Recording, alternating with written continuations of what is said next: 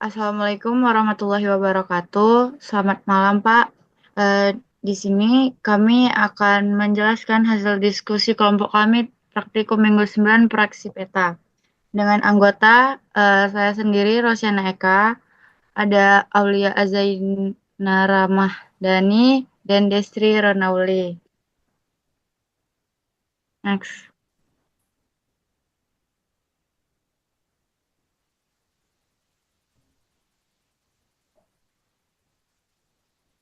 Oke, baiklah.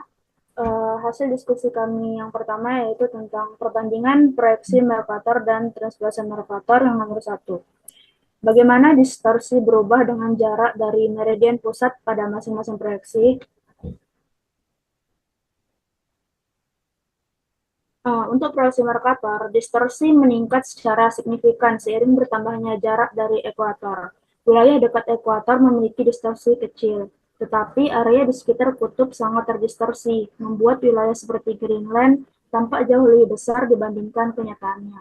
Distorsi terutama terlihat pada ukuran dan bentuk wilayah. Untuk proyeksi transverse Mercator, distorsi meningkat dengan jarak dari meridian pusat yang dijadikan sumbu utama. Di sekitar meridian pusat, distorsi minimal, tetapi wilayah jauh dari meridian pusat mengalami distorsi bentuk dan ukuran yang signifikan. Ini membuatnya cocok untuk wilayah memanjang utara selatan dengan jarak pendek dari meridian pusat.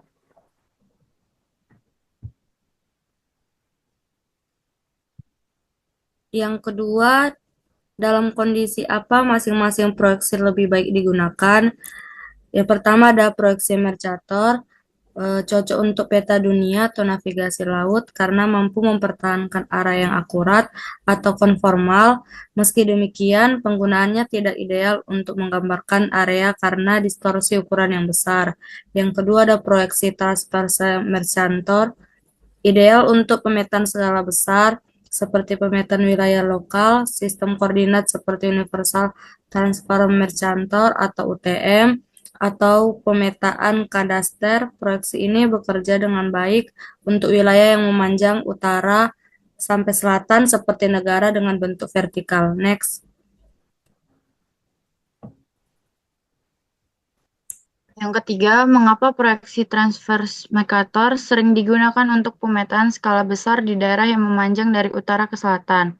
Transverse Mercator sangat cocok untuk wilayah memanjang utara sampai selatan karena meridian pusat berfungsi sebagai sumbu utama, sehingga distorsi dalam arah tersebut minimal. Hal ini memastikan akurasi tinggi dalam pengukuran jarak, arah, dan bentuk di dekat meridian pusat, membuatnya ideal untuk aplikasi seperti survei topografi, pemetaan kadaster, atau infrastruktur. Selain itu, proyeksi ini dapat diterapkan dalam zona-zona kecil untuk meminimalkan distorsi lebih jauh, seperti pada sistem UTM yang membagi bumi menjadi zona 6 derajat bujur. Next. Oke, selanjutnya adalah diskusi kami tentang penerapan proyeksi UTM dan TM3 di Indonesia. Nomor satu, mengapa TM3 dengan zona 3 detik derajat bujur lebih cocok untuk Indonesia dibandingkan dengan proyeksi lain seperti UTM? Yang pertama karena zona 3 derajat lebih spesifik. Proyeksi TM3 menggunakan zona selebar 3 derajat bujur dibandingkan UTM yang menggunakan zona 6 derajat bujur. Zona yang lebih sempit ini mengurangi distorsi karena setiap zona lebih sesuai dengan cakupan wilayah yang kecil, menjadikannya lebih akurat untuk pemetaan tanah skala besar. Yang kedua, karena wilayah Indonesia memanjang. Indonesia memiliki bentuk geografis yang memanjang dari barat ke timur dan berada di dekat ekuator. Proxy UTM, meskipun cocok untuk wilayah global, kurang efisien untuk kebutuhan presisi tinggi di wilayah khatulistiwa. Dan tiga, memberikan akurasi yang lebih baik di sekitar meridian pusat zona 3 derajat. Yang ketiga, karena kebutuhan pemetaan lokal. Pemetaan pertahanan membutuhkan tingkat akurasi tinggi pada area kecil. TM3 dirancang untuk mengakomodasi kebutuhan ini dengan meminimalkan distorsi di wilayah yang sempit. Next. Yang kedua, apa keunggulan dan tantangan yang dihadapi ketika menggunakan proyeksi TM3 untuk pemetaan administrasi pertahanan?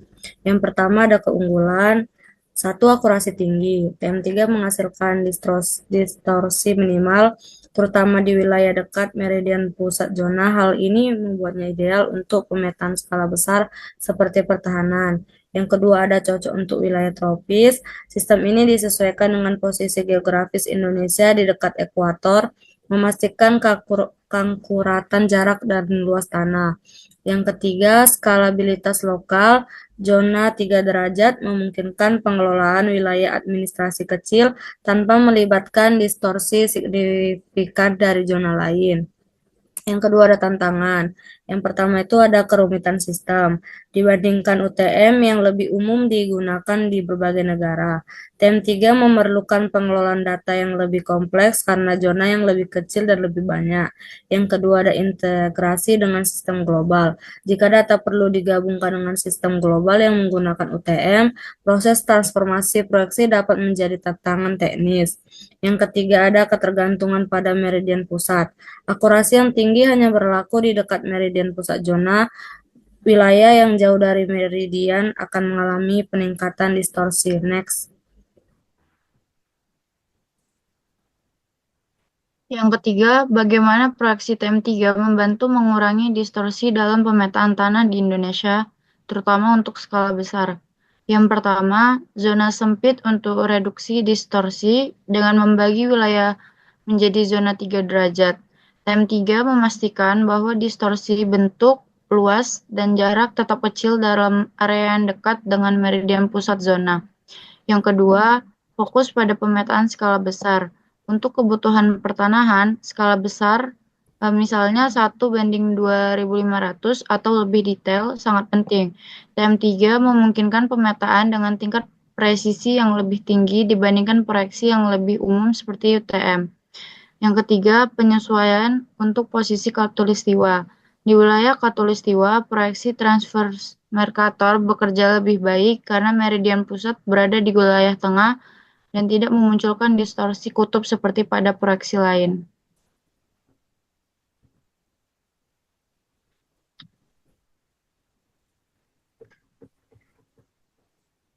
Mungkin cukup sekian dari kelompok kami dari pemaparan hasil diskusinya. Kurang lebihnya kami mohon maaf. Assalamualaikum warahmatullahi wabarakatuh.